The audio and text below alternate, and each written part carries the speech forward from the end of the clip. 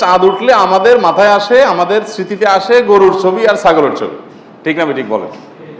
কোরআনের পাতা, তসবির দানা, জায়নামাজ, দোয়া, চোখের পানি, এই স্মৃতিগুলো কি আমাদের মাথায় ভাসে?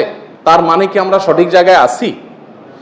জিলহজের প্রথম দশকের চাঁদ ওঠার সঙ্গে সঙ্গে আমার স্মৃতিতে যা ভাসা উচিত তা কি ভাসছে? ভাসছে যেটা, সেটা ঠিক আছে, কিন্তু শুধু সেটা ভাষাটা ভুল। জিলহজের প্রথম দশকের চাঁদ ওঠা মানেই হলো দাঁতে কচমচ করা গোশত খাবো। কেন গোশত খাবেন? ভালো কথা। গোশত খাওয়ার আগে কাজ করেন, কাজ না করে খাবেন কোত্থেকে? আল্লাহ, কখনো কখনো আল্লাহর বান্দাদের থেকে আল্লাহ এমন এমন কথা বলায় নেন যেটা আসলে ইমান জায়গা নিয়ে। গত কয়েকদিন আগে আমার মা বেড়াতে আসছেন, উনি একটা কথা বললেন। সকাল নাস্তা করতে করতে 10টা 11টা বেজে গেছে। নাস্তা করার পর আবার একটু পরে জোর পরে দুপুরে খানা খাইতে বসলাম আমরা। তো আম্মা হঠাৎ করে বললেন যে, বাবা, নাস্তা খাওয়ার পর থেকে দুপুরে খাইতে বসলাম, একটু আগে নাস্তা খেলাম, এখন আবার ভাত খাইতে বসলাম, এর মধ্যে কি এমন কাজ করছি যে আমি আবার ভাত খাওয়ার উপযুক্ত হয়েছি? নাস্তা খাইছি কেন? শরীরে এনার্জি তৈরি করছি, এই জন্যই তো। এই এনার্জি দিয়ে আল্লাহর কি ইবাদত করছি যে আল্লাহর আরেকটা নামে তখন খাইতে বসছি? কোন মুখে? আগে যেটা খেয়েছি সেটার একটা হক তো আদায় করবো, কিছু ভালো কাজ তো করবো, তারপরে না আবার এনার্জির জন্য আমি খাওয়া দাওয়া করবো। আগেরটা করছি, করে এখন আবারটা খেতে বসছি, মাঝখানে আমার অ্যাচিভমেন্টটা কি, অর্জনটা কি? আমি চিন্তা করলাম যে কত বড় কথা, অথচ এটাই বাস্তবতা যে আমি কোরবানির গোশত খাবো, দাঁত কসমস করছি, ভালো কথা, তার জন্য আমি কি অ্যাচিভমেন্ট করেছি, আমার অর্জনটা কি? যে আমি আল্লাহর দেওয়া নেয়ামত, আল্লাহ তো কোরবানির গোশতটা আমাদেরকে খেতে দিয়েছেন, এটা হলো হাদিয়া, এটা হলো আল্লাহর তরফ থেকে আমাদের জন্য কি, কিভাবে হাদিয়া? দুনিয়াতে এমন কোন দান আছে যে দানকারী নিজে আবার খায়? আছে কোনো দান? আপনি মসজিদে টাকা দিছেন, এখন এই টাকার মালিক কে? কে মালিক? না মসজিদ কমিটি? মসজিদ কমিটি মালিক? তো মালিক হলে তো মসজিদ কমিটি বাইরে নিয়ে যেতে পারতো। মালিক কে? আল্লাহ।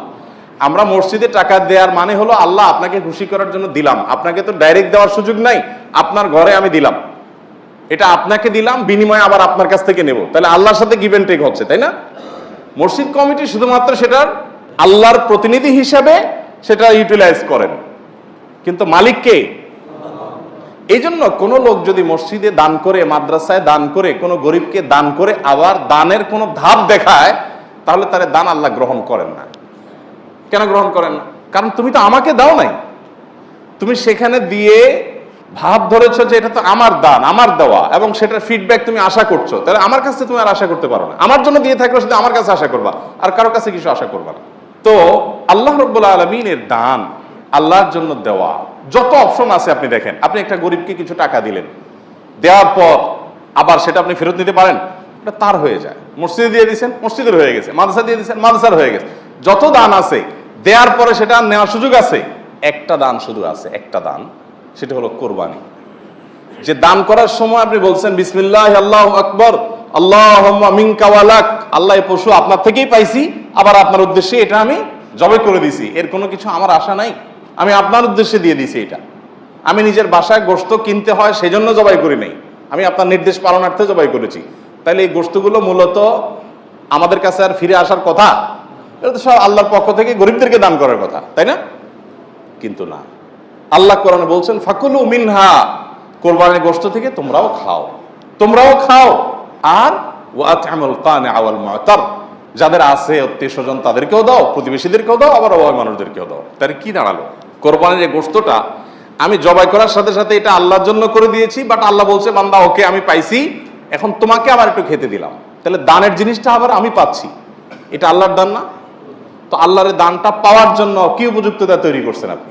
আমাদের এই প্রশ্ন বিবেকে জাগা উচিত যে আমি কি উপযুক্ত তৈরি করেছি। এই জিলহজের প্রথম 10টি দিন ইবাদত বন্দিগি করার মাধ্যমে আল্লাহর সেই উপঢৌকন পাওয়ার উপযুক্ততা আমার মধ্যে তৈরি হবে। আমি শুধুমাত্র পানি সেচার সময় নয়, মাছ ধরার সময় হাজির হয়ে গেলাম, 10 দিন ইবাদত বন্দিগির খবর নাই, ঈদের সময় দাঁত কসকস করে গোশত খাইতে বসে গেলাম, এটা তো হতে পারে না।